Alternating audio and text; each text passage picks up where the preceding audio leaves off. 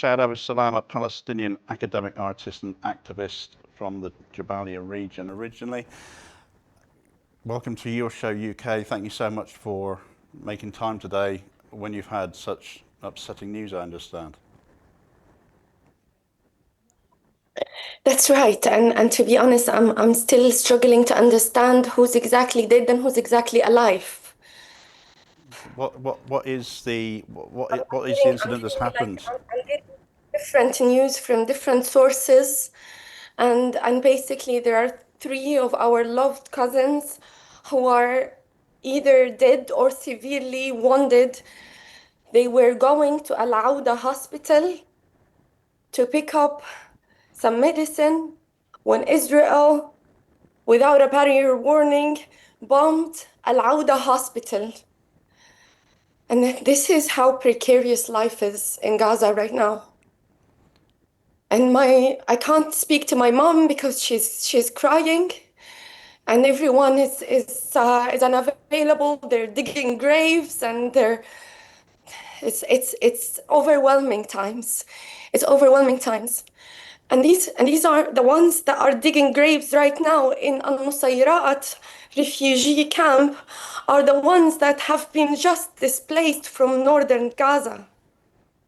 Yeah, it's obviously here in the UK we read these things and we see the images and we see the aftermath, and it's very easy to forget that these are real people, these are lives being wrecked. We risk being, I don't know, immunized against it to a degree as it continues to happen. But when you hear incidences like this, and certainly as we're presenting this show today, and we're hearing this coming through literally as we were about to go to air, that this tragic happenstance is happening, you're still trying to get the details with. This is your own family that's directly affected. It should be making us all think a lot harder that what if this was us, to remember to try and put ourselves in the position of the people of Palestine at the minute, in Gaza and the West Bank, and I think it's very difficult to comprehend quite what you're going through at this point in time.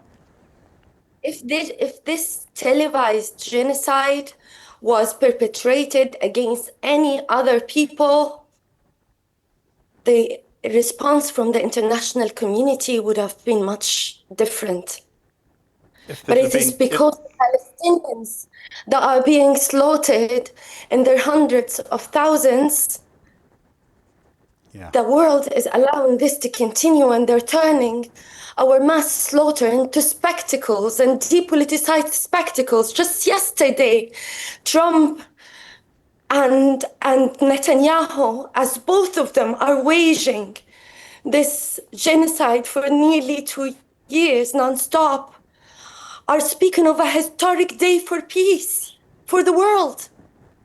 And they're busy generating spectacles about demilitarizing resistance groups that exist in the Arab region and in Palestine, that existed as a response to Israel's crimes, to the systematic crimes against the Palestinians. And no one is speaking about demilitarizing an apartheid state, a settler colonial state, a state that has disrespected international law and everything that humanity has believed in, and everything that the whole world order that became that got designed after World War II in the name of never again is all rendered meaningless because of all of this. And everyone is acting as if this is not happening. I don't know what is going on. It cannot get more apocalyptic, and the world needs to wake up. This is not just Gaza. No, not just our people under threat. This is whole of humanity under threat.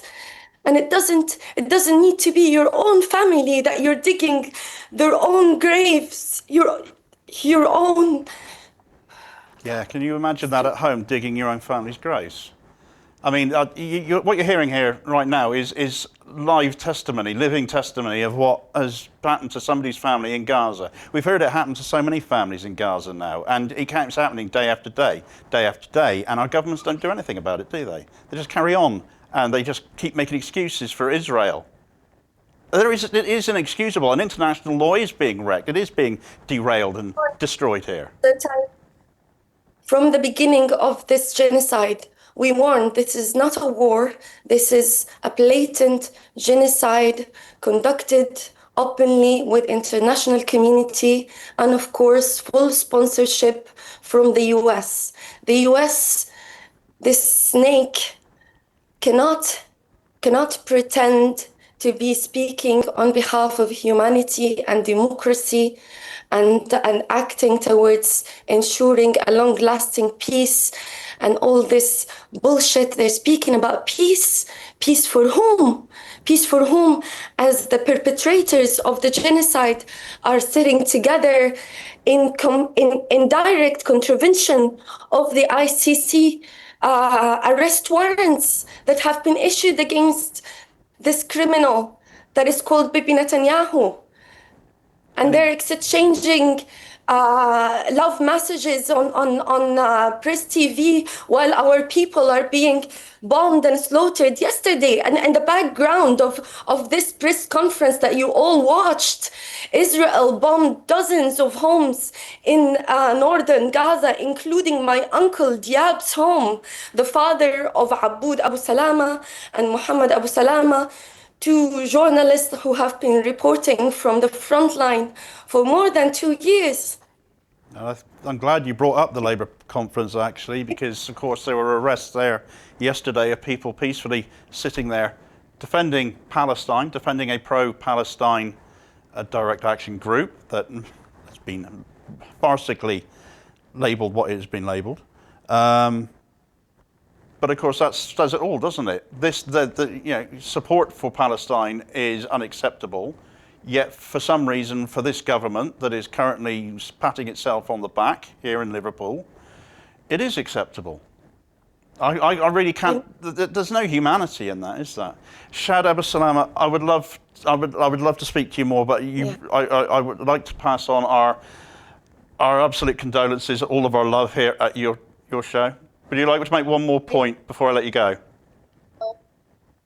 I want to wish you all the best with all your endeavors, and I see familiar faces on the panel, and it's warming my heart. Despite all of this, we will not give up, and we will keep fighting.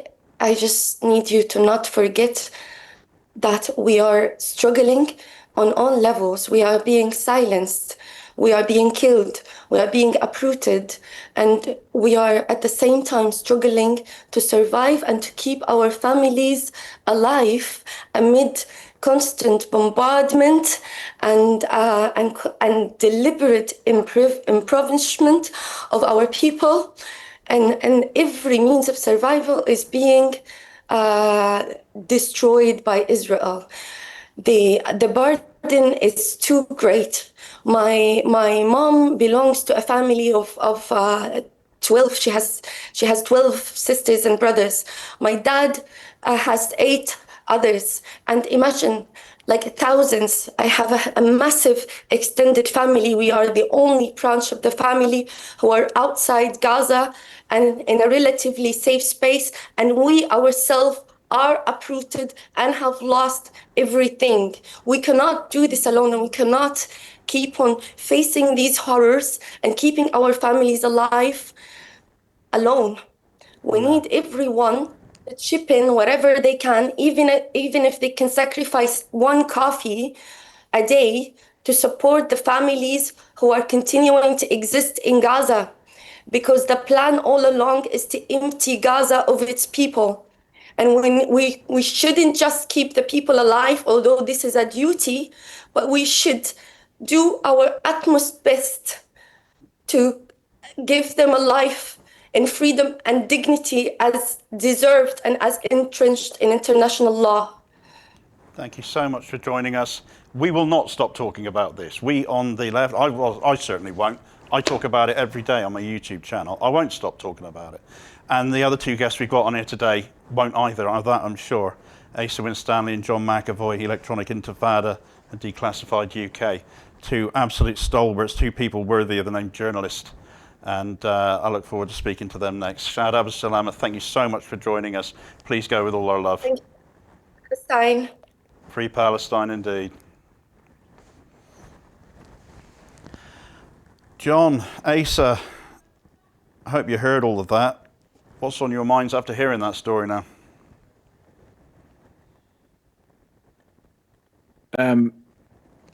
Yeah, it's very difficult to hear. Really, sending all our solidarity and love to our colleague Shahid, of course, and yeah, I mean, this is somebody who's worked all her life for Gaza, for Palestine, for the freedom of Palestine, and now is just watching her family, like so many other people in Gaza, just watching her family being killed one by one. It's a tragedy. It's more than a tragedy. It's a crime. It's the Holocaust of our time, and it's it's very difficult. We can have. I'm so glad you had Shahid on the program because it brings it much more down to home and more down to reality, and it's not just a matter of abstract numbers and these sort of fake peace conferences and so forth. There's been so much talk over the last 2 years of a ceasefire. It's become a process in itself. The whole farce of the so-called Oslo Accords in the 90s was stretched out over decades, years and decades, that it became an infamous sort of peace process industry, a self-perpetuating machine, which was really an industry, really was an industry, a peace process industry where there was, millions and millions in funding went into NGOs to kind of sustain this farce of negotiations, which actually went nowhere and were really a mask for Israel to colonize more and more of Palestinian land, especially in the West Bank, and to extend further control in the Gaza Strip. Now, what we're seeing over the last 2 years is what I've called a kind of ceasefire process, where you have just perpetual talk about ceasefires, and we have this farce of the US president, whether it's Joe Biden before or now Trump, sort of saying, well, we're going to have this ceasefire and the Israelis have agreed to it. And it's all down to Hamas to now show they're willing to have peace. When it's actually the reality is that the Palestinian side has accepted ceasefire after ceasefire proposal, only to be told at the last minute, well, actually the Israelis are not accepting it, and what the Israelis are actually putting into place are an agreement which in name is a ceasefire, but it's not a ceasefire because they're going to continue fighting. They're going to stay in the Gaza Strip and they're going to continue fighting, and that's what we've seen again today with this latest so-called ceasefire, where the Israelis will stay in most of Gaza and the Palestinians are meant to give up their weapons. Well, where's the Palestinians' right to defend themselves? Nobody ever talks about that. There's this idea that Israel carrying out a genocide in the Gaza Strip is so-called Israel's right to self-defense. It's utter rubbish. What about the Palestinian right to self-defense? Declaring a ceasefire when something like this just happens. Where is the ceasefire? John McEvoy, welcome to the show. Thrilling to speak to you. What's your take on this news? Us. Yeah, I just want to echo a lot of what Asa just said. Send our love to Shahd. Yeah, I mean it's like Asa said, but this is the Holocaust of our time. Yeah. One of the key differences is at the moment you have kind of the live testimonies coming out of Gaza, telling the world, telling the states that are supporting this precisely what is happening. As earlier we had Shahd on with us, minutes after three of her relatives were potentially killed in Gaza. So, in that sense, it's worse because the UK, the populations of the UK, of the US, of the West can never say that they didn't know, can never claim ignorance, can never No. claim naivety. No, I mean, This has been actually, in our that face. that leads me quite nicely onto one of the questions I've got for you, actually, John, because it's the West's hidden role, Britain's hidden role. I mean, you guys at Declassified have been pumping out article after article, exposing the surveillance, exposing the arms sales, exposing the cover-ups. Who, in concrete terms, is, apart from the obvious being Israel, who is benefiting from the destruction of Palestinian land? And does this so-called ceasefire that's just been announced play into that? Yeah, well, I mean, you obviously already mentioned Israel, but I think with the framing of the question, a lot of people kind of present the destruction of Gaza as some accidental byproduct of what they would call a war rather than genocide. But obviously, the destruction of Gaza isn't a byproduct; it's a fundamental component of the genocide, right? The idea is to make Gaza unlivable, and ultimately empty of the region of its indigenous population. So, the destruction of Gaza is, a direct benefit to Israel's goals at the moment. And you're also seeing under the fog of war, the West Bank being settled at rates not seen in decades. Making the idea of a two-state solution, whatever relevancy it had before this, but obviously now it's a total farce, and this is the line, the track that the UK government is supposedly following with the recognition of a Palestinian state. I mean, what is it precisely recognising, and is the UK government going to actually make any actions towards making a Palestinian state a possibility, on a material possibility on the ground? And I think the answer to those questions is no. So it's symbolic gesturing, right?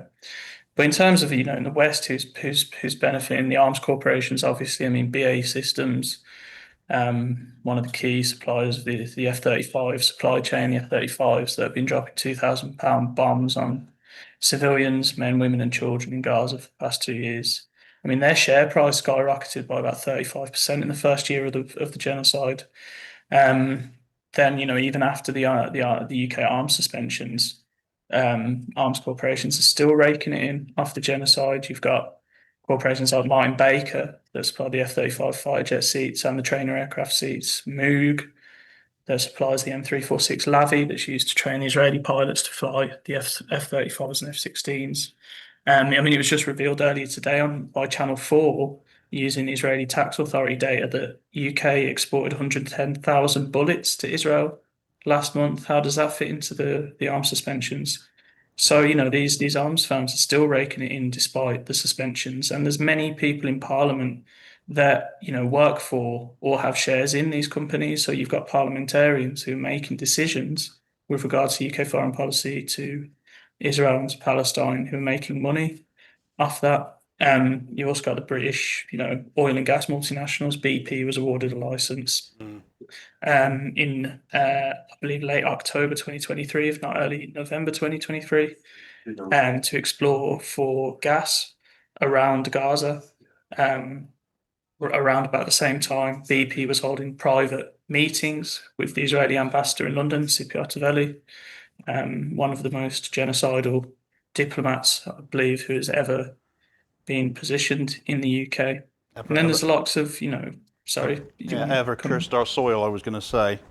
If I can come back, thank you so much for that, John. Asa, as I go hand in hand with what John has been saying there, what we've heard from Shahd, you have obviously the efforts to silence journalists. You know a thing about this, of course. They do it under the banner of anti-Semitism for one, which you literally wrote the book on.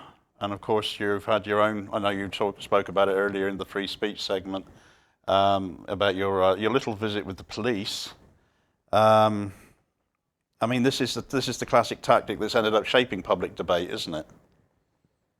That's right. Before I talk about that, I've got an update from Shahd. She's just sent me a message to say that unfortunately it is now confirmed that her relatives, her three relatives, were killed by the Israelis Abdul Fattah Abu Luz, her maternal uncle, and two of his grandchildren, who were 11 and 12 years old. He was going to pick up medicine from al-Awda hospital when Israel bombed the security room of the hospital, committing a massacre. So that's confirmed from what Shahid said earlier on the stream. So, My God. of course, we send all our condolences to Shahid and her family, and it's terrible news. It's just more. This is happening every day. It's happening constantly, and it doesn't stop. For all the talk of peace, this hypocritical farce of talking about having a ceasefire and so forth. This is the reality of what's happening now. So yeah, I mean, and that, as you said, like this is extended to this country, and not only this country, the repression here and trying to stop people from talking about it.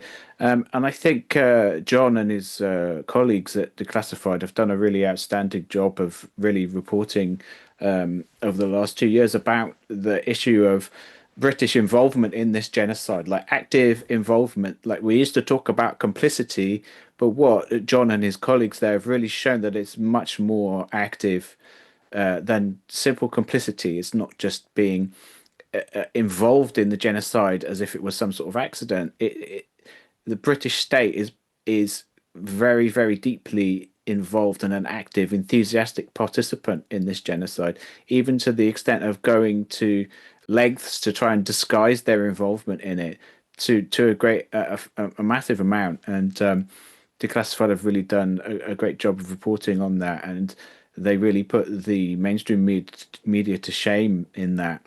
And yeah, they try and stop such reporting from happening. Like, the latest on that was, we've seen that it's getting really petty, where they've denied Declassified's request for a lobby pass in Parliament to try and actually hold politicians to account to talk about this. And they're claiming it was due to lack of space, which is nonsensical. But we're pushing back against that. And yeah, I, like many others, have been repressed by the British state as well. So, for people who don't know, in October last year, so nearly a year ago now, I was raided. My office here was raided by police in a dawn raid, and it was an illegal raid. And a few months ago, we actually, backed by the NUJ, the National Union of Journalists, we actually went to court, and the court ruled that was an illegal raid. They seized all my devices that I use for my journalism. They specifically targeted the devices that I use for journalism. And and it was under counter-terror laws, these so-called counter-terror laws, where they have sweeping powers that are similar laws to what are being used against Palestine Action and so forth. And they accused me of it because of my journalism, and specifically because of my tweets. They accused me of supporting a banned terrorist organization. This was, of course, before the ban on Palestine Action, but they were talking about Palestinian banned groups. And so, if you report on that, has a very chilling effect when you want to report on what's actually happening in Palestine and what Palestinians are actually doing.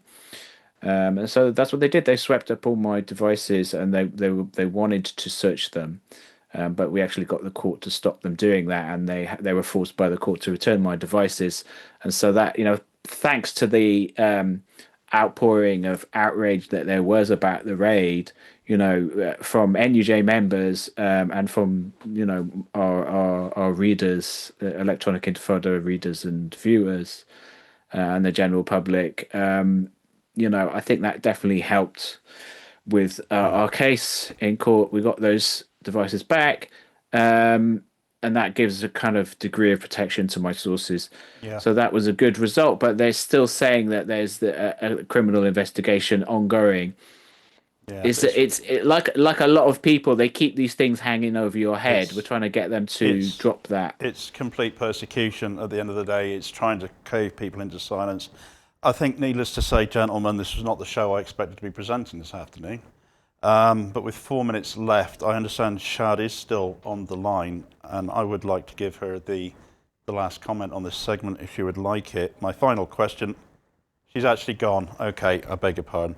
Okay, in that case, gentlemen, I'll ask you the closing question I was going to ask her then, which is basically, in a sentence, what's the most I can't even get my words out now.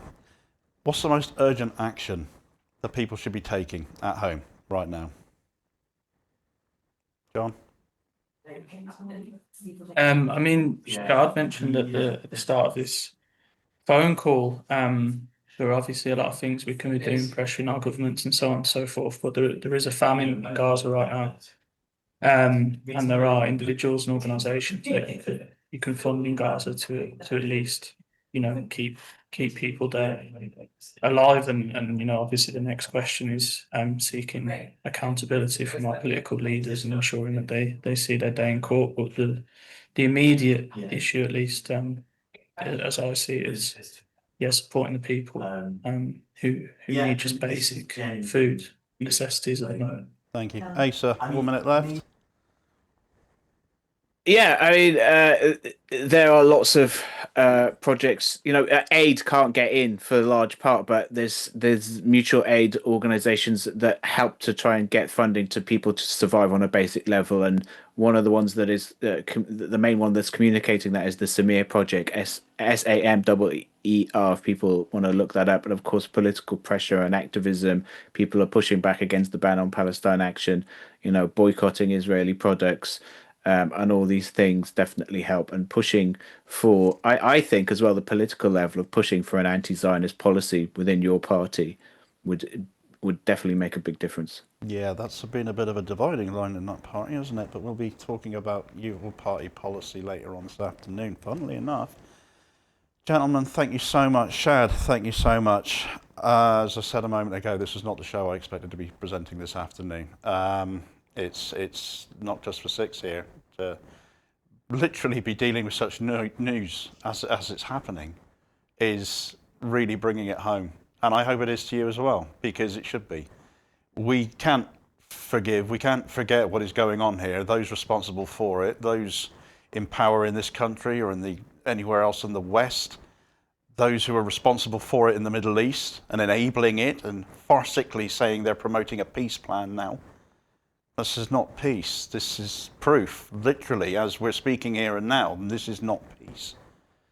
So don't forget what's going on in Gaza or the West Bank, or what Israel is doing and who is enabling them to do it. And yes, free Palestine. Then all our love once again to Shahd Abusalama.